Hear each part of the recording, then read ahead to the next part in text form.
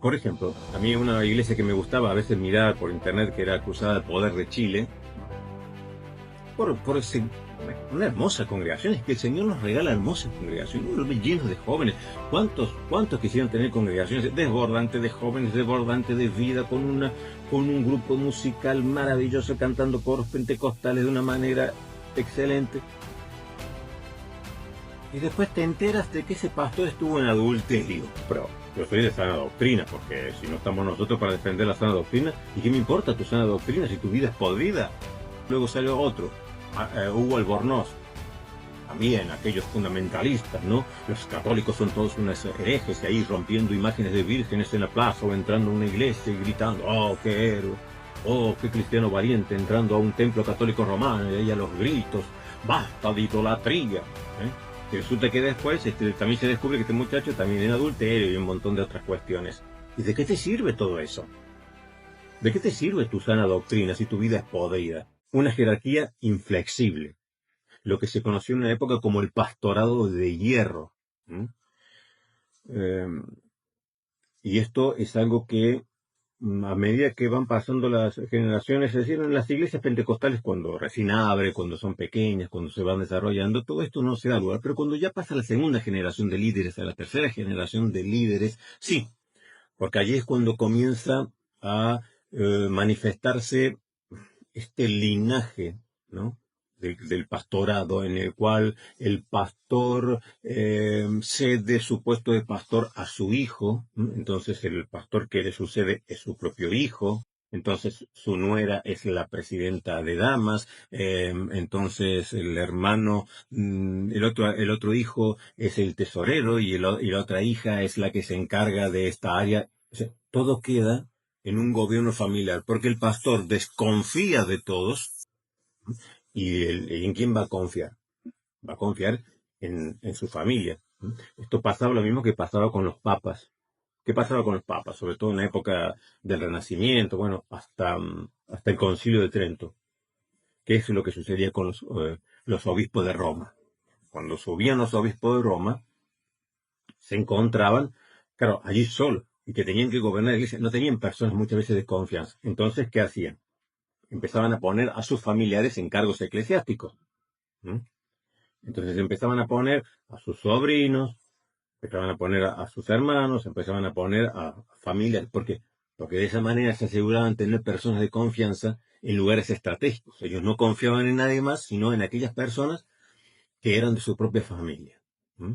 Así se hacían clanes familiares como los Borgia, como Julio II y muchos otros papas, infinidad de papas, los Medici, todos ellos. Una vez que ascendían al solio pontificio, allí, ¿qué hacían? Pues empezaban a traer familiares, el nepotismo, ¿eh? El colocar a familiares en lugares de poder dentro de la iglesia. ¿Por qué?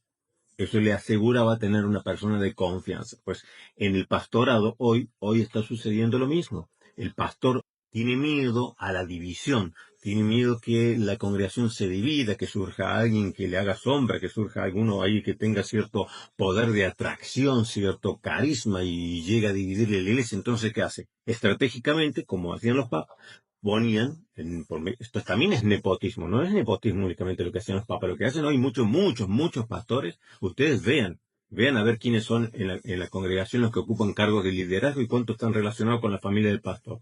Pues eso también es nepotismo, colocar a familiares en lugares estratégicos de poder para asegurarse de que nadie les arruche el piso. Esa es la cuestión, que a nadie le pone el pasto debajo de los pies.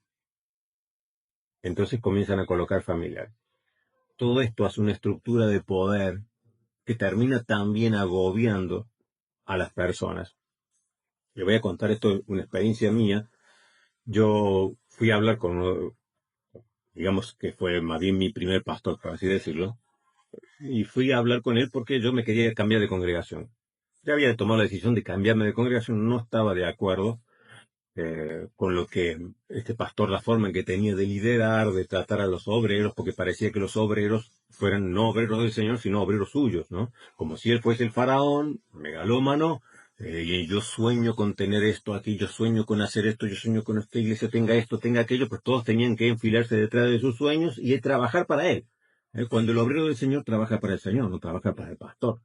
Somos obreros del Señor, no somos obreros del pastor, porque el pastor no es el Señor. ¿Mm? Entonces, pues parecía que todo el que fuese obrero en la iglesia tenía que sumarse, como si tú tendrías que sacrificar tus propios anhelos, tus propios sueños. Cada obrero tiene un llamado, tiene un sueño, tiene anhelos de hacer esto, de lograr aquello. Pues tenías que sacrificar esto para enfilarte detrás del sueño, detrás del anhelo, detrás de las visiones del pastor. ¿Mm? Entonces los obreros pasaban a ser simplemente como eran los esclavos en los de pirámides en la época de los faraones, ¿no? Para construir estas grandes obras, para perpetuar el nombre del faraón. Y esto es lo que sueñan muchos pastores. Bueno, yo, para no estar en desacuerdo en la congregación, pues nada, no pasa nada, no estoy de acuerdo con este sistema que tiene de gobierno, pues me voy. Entonces fui y se lo dije. Yo había hacía poco que había egresado del seminario bíblico. Yo tenía todo el acceso que yo hubiese querido en ese. Yo hubiera podido llegar a donde hubiese podido llegar, porque ya predicaba en esa época, enseñaba en escuela bíblica, también daba alguna materia en algún instituto bíblico, tenía las puertas abiertas, también lideraba a los jóvenes, es decir, tenía todas las puertas abiertas para llegar a donde yo quisiera, si hubiese sido una persona con ambiciones. Pero para mí era mucho más importante lo ético, lo espiritual, la formación de las personas. Estamos tratando con personas, no estamos tratando meramente con trabajadores, con obreros. A veces se toma tan literalmente estos obreros que nos olvidamos que no son nuestros obreros, son los obreros del Señor. Entonces no lo tienes que tratar como si fueran obreros. No, obreros del Señor, no tus empleados. Entonces yo fui y se lo dije al pastor que yo no estaba de acuerdo, me iba. Bueno, obviamente se enfureció. Y yo le dije que no se enojara porque, a ver, yo venía a hablar, eh, ya la decisión estaba tomada de irme, yo venía, le dije, yo vengo a hablar de corazón abierto. Yo vengo a hablar de hermano a hermano, con el corazón abierto, para ser sincero, decir lo que me pasa. Cuando yo le dije que venía a hablar de hermano a hermano, el pastor pegó un salto de la silla que le dio un cabezazo al techo y volvió a caer en la silla. ¿Mm? Se puso furioso, colorado, estaba así, le salía vapor por las orejas. ¿Cómo te atreves a decir que de hermano a hermano? Porque tú y yo no somos iguales. Tú eres una oveja. Yo soy un pastor. Me dijo eso y yo me quedé. Bueno, claro, esa es la esencia de este pastorado de hierro, que es exactamente igual que en la Iglesia Católica Romana. En la Iglesia Católica Romana, el clero es una cosa y el laico es otra cosa. Hay una división, hay una separación, hay una élite sacerdotal, una casta sacerdotal. Están allí el clero superior y el laico es inferior.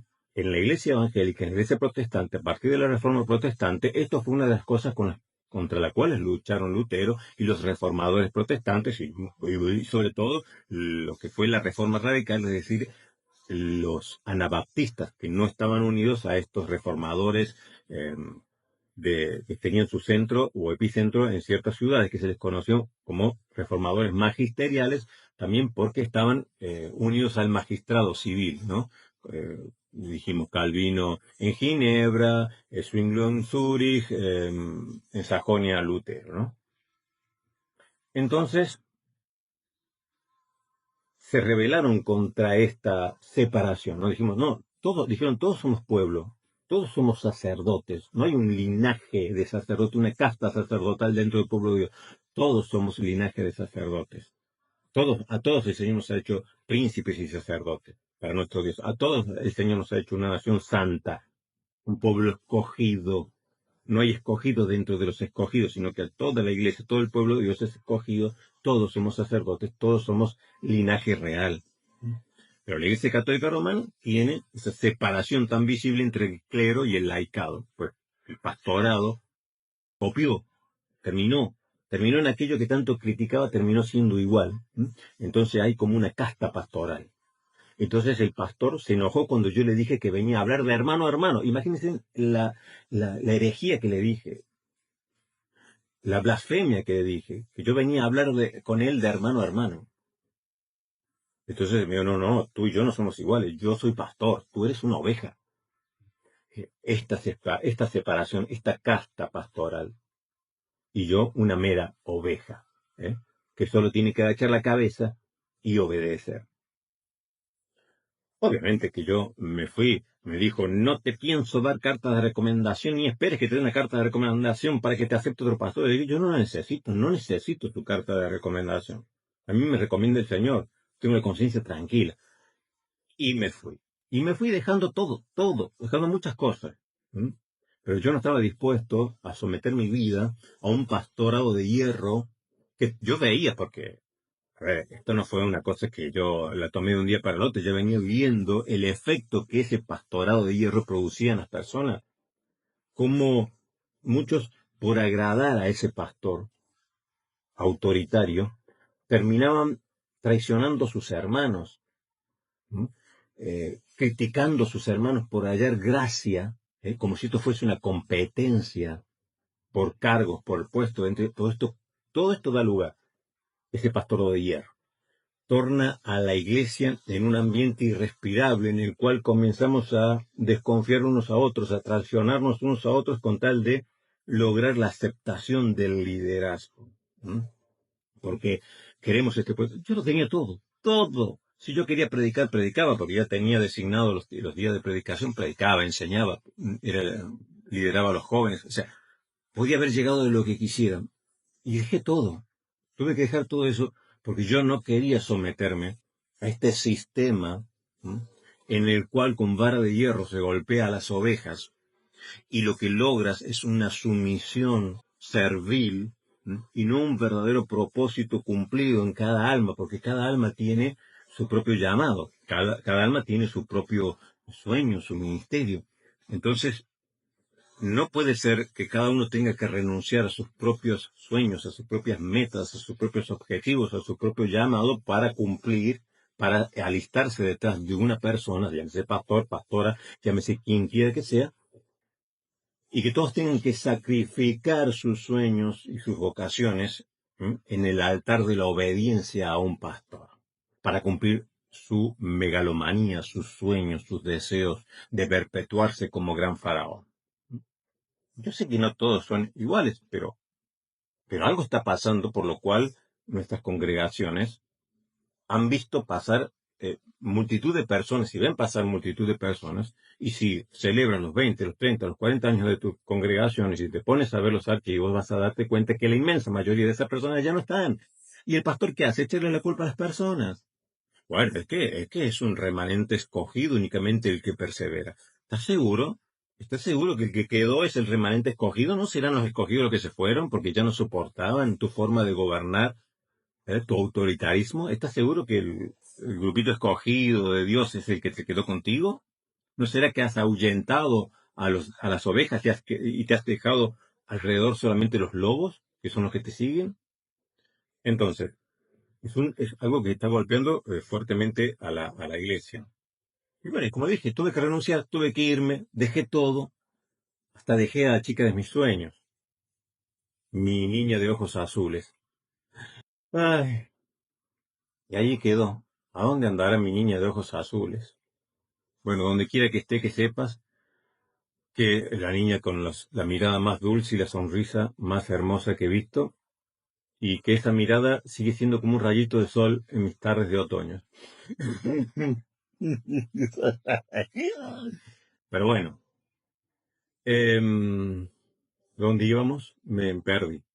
Ah, em, entonces, este fundamentalismo que muchas veces se jacta de ser de sana doctrina, ¿no? Nosotros somos de sana doctrina y de vida podrida, lo cual no significa nada, lo cual a mí no me importa, lo cual es perjudicial. ¿M? Y voy a nombrar algunas cositas, si hay algunos que son de estas denominaciones o congregaciones, lo siento, pues bueno, son personajes expuestos que ya tengan las consecuencias.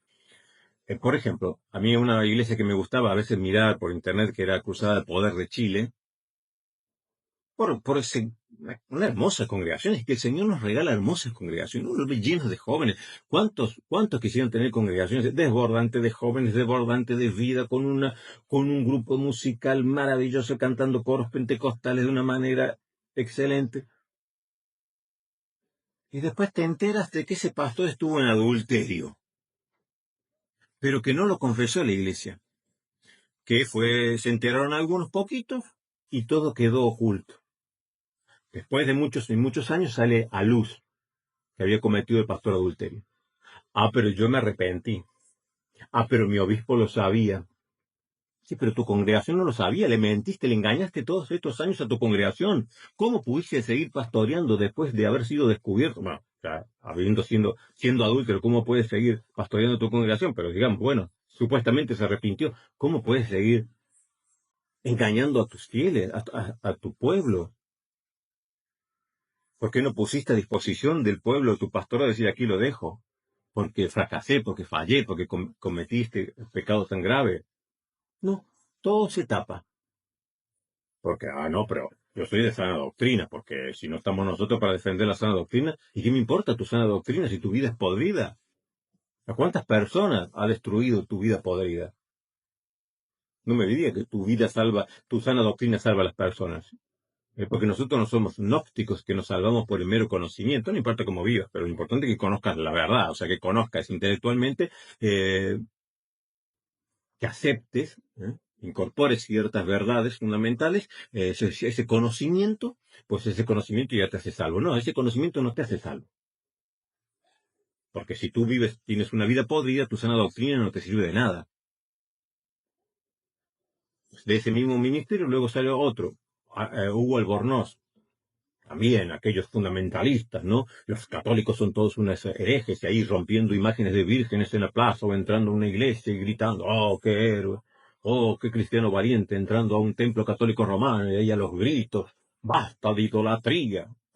Y resulta que después también se descubre que este muchacho también en adulterio y un montón de otras cuestiones de abuso de autoridad y abuso sexual en la iglesia. ¿Y de qué te sirve todo eso? ¿De qué te sirve tu sana doctrina si tu vida es podrida?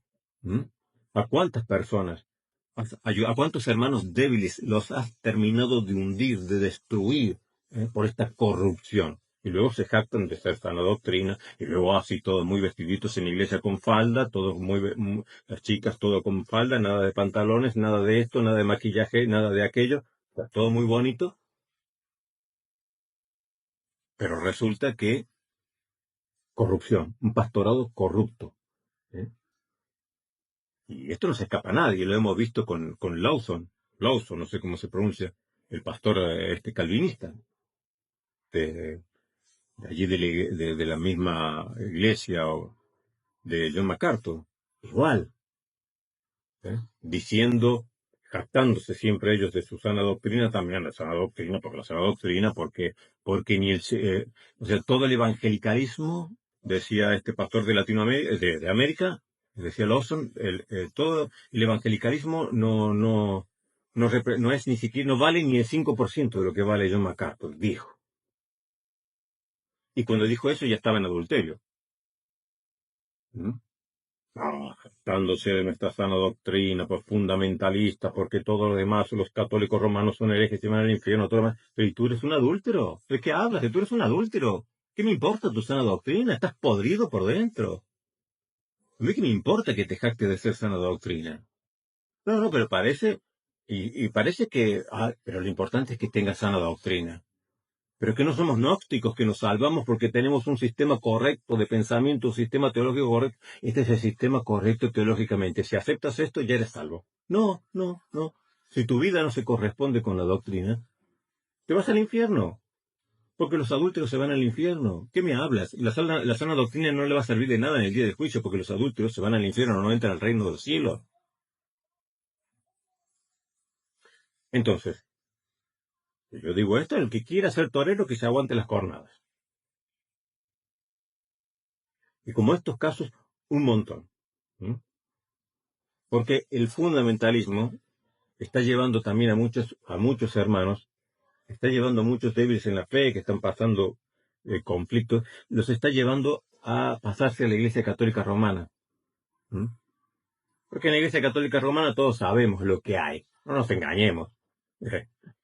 Tu pastor, hablemos de los buenos pastores, un pastor normal, pentecostal, un pastor bautista, un pastor metodista, un pastor luterano, sabe cómo te llamas, sabe de tus padres, sabe de qué trabajas, sabe tu situación sentimental, emocional, sabe tu situación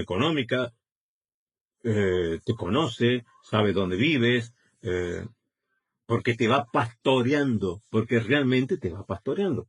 El sacerdote, pregúntale, cualquiera de los fieles de los que van a la Iglesia Católica Romana, a ver su sacerdote qué conoce de su vida, de su familia, no conoce nada, no conoce nada, todo se limita a darle la hostia,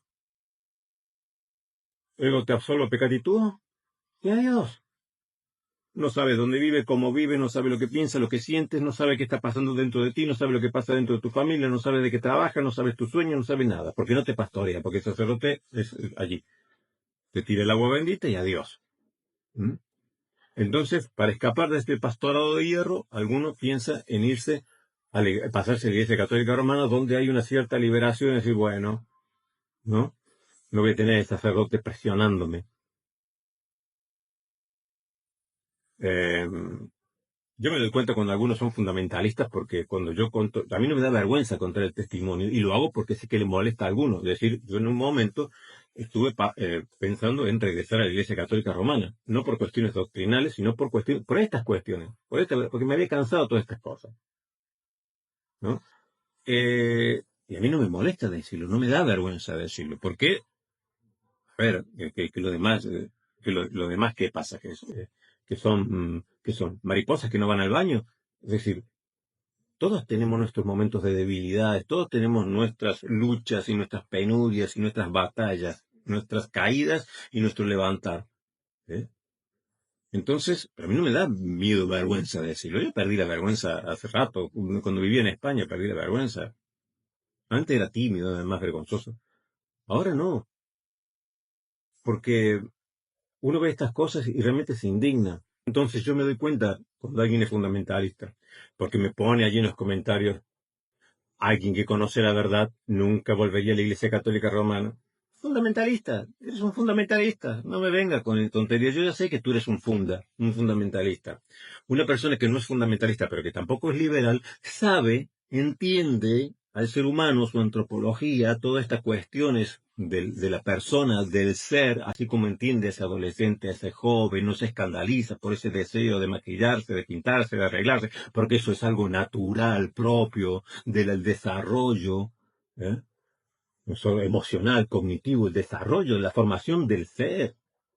Y les estamos privando de todas estas cosas, los estamos encadenando, los estamos sometiendo, ¿eh? Los estamos allí encapsulando y no permitimos que se desarrolle todo esto naturalmente, que se va desarrollando, y entonces termina esta presión o matándolo o haciendo que vuele todo por los aires. Entonces, a mí si una persona, si un hermano me dice, mira, estoy cansado de esto que me pasa en la iglesia evangélica. A mí me han escrito, a mí personalmente me han escrito a veces personas que viven en lugares un poco apartados y diciéndome, la única iglesia evangélica que hay, el pastor es un déspota. Es el pastor, lo único que le interesa es el diezmo de las personas. El pastor es este tipo de pastor de hierro. Y no tengo otra congregación yo no puedo ir ahí porque me destruye el ir ahí. Y si voy tengo que someterme a un pastor que destruye las vidas. Y no tengo, y a uno se le parte el alma diciendo, yo salgo de esta congregación y a 4, 5, 10 calles tengo otra iglesia donde ir, otra iglesia pentecostal. Pero no todos pueden hacer exactamente lo mismo. Y uno se duele por esto. ¿Eh? Entonces, cuando alguien me dice, estoy pensando en pasarme a la Iglesia Católica Romana, yo no me escandalizo. Yo, ay, sí, el que conoció la verdad nunca voy. No me escandalizo porque es propio del ser humano, porque es propio de estos conflictos internos. ¿Eh? El a veces querer huir, o a veces querer apartarse de todo, decir, basta, basta, estoy cansado, me voy al desierto, me voy a un lugar solitario, quiero estar apartado, quiero alejarme de todo este bullicio, quiero estar en paz. Entonces es propio. El fundamentalista no, porque tiene todos estos preconceptos legalistas, fariseicos, ¿eh? Y pone pesada carga sobre los hombros de los demás, pero ellos ni con un dedo quieren moverlas. Entonces, eh, esto está pasando mucho hoy en en la iglesia evangélica y protestante. Por eso muchos están pensando o se plantean alguna vez, la mayoría no lo hace, gracias a Dios, pero muchos se lo plantean. ¿Por qué no irme a la iglesia católica romana que no tiene toda esta presión? Como este testimonio que leí, este libro que leí.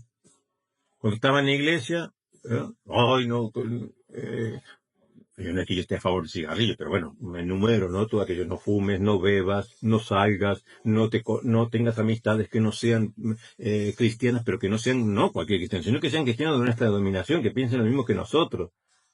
Sí, van estrechando, cerrando tanto el círculo de acción que al final a la pobre persona, al pobre joven, al pobre adolescente, solo le dejan un rinconcito. Es como ese elefante que estaba atado ahí con una cadena en el circo. Ustedes han visto antiguamente cuando en los circos había animales, ahora gracias a Dios ya no se permite la mayoría. Y el elefante balanceándose allí y moviéndose porque ya está. Y aunque le quites la cadena de la pata al elefante, ya no caminaba, ya no se iba porque toda su vida había pasado encadenado allí, clavaban una estaca en el suelo, le ponían la cadena al elefante, desde el pequeñito, y ahí está, el elefante. Lo cual le produce, aunque sea un animal, le produce, está demostrado científicamente que eso le produce un grave trastorno en el elefante, de lo cual ya no se mueve más, ya no sale de ahí.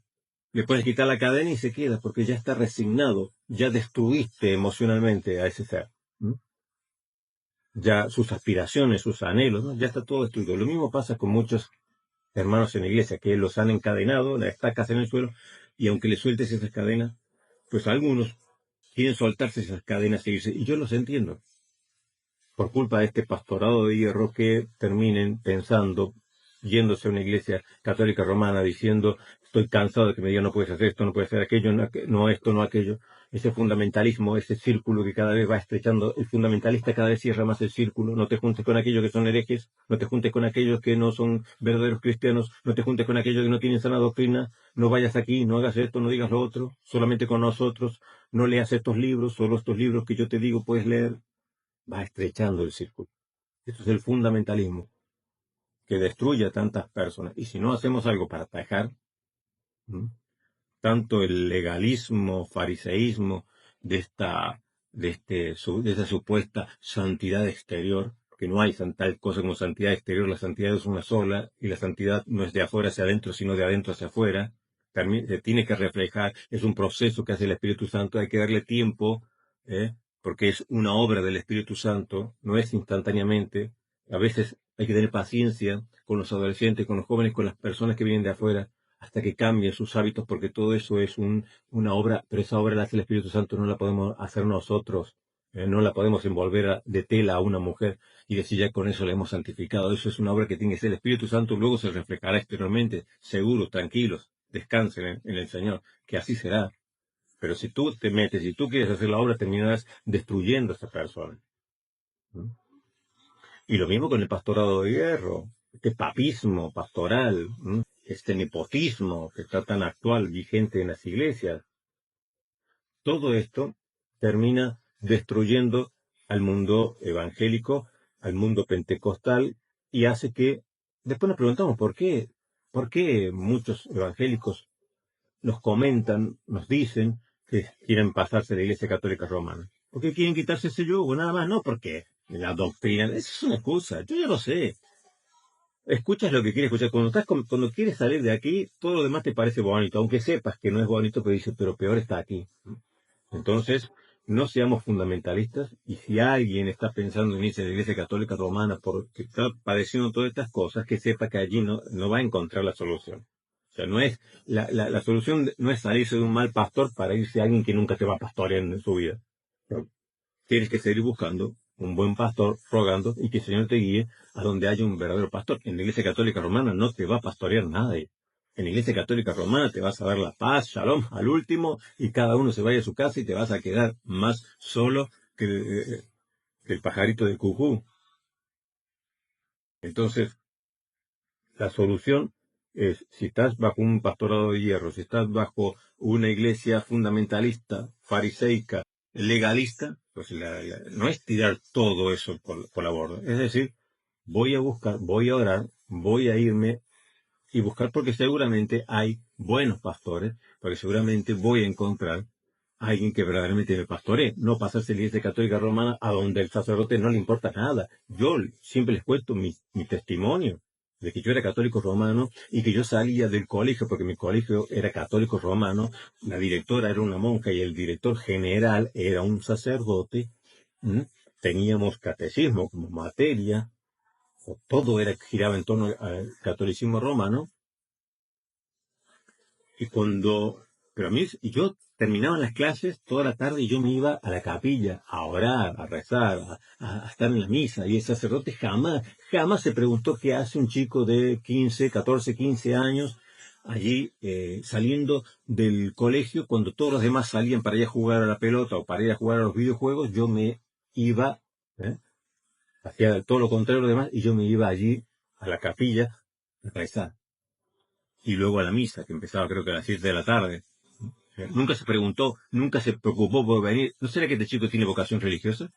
No le preocupó. Ahora, el día que se enteraron que yo iba a una iglesia evangélica, allí todo el mundo se preocupó por mí.